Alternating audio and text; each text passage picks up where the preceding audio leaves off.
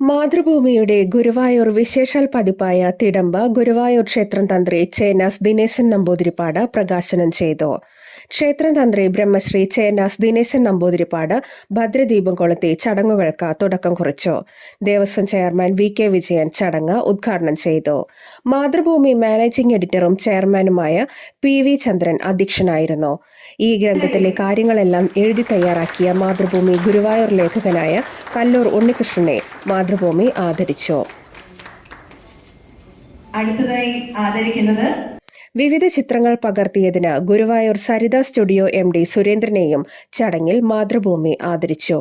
Mathrubhumi daily and digital എഡിറ്ററായ Manoj K Das, Devaswom ഭരണസമിതി അംഗങ്ങളായ C Manoja, KP. Viswanathan, Manoj B Nair, Devaswom administrator OB. Arunkumar, ക്ഷേത്രം വാർഡ് കൌൺസിലറായ ശോഭ ഹരിനാരായണൻ, മാതൃഭൂമിയുടെ സുദീപ് കുമാർ ടി, വിഷ്ണു നാഗപ്പള്ളി തുടങ്ങിയവർ ആശംസകൾ അർപ്പിച്ച് സംസാരിച്ചു.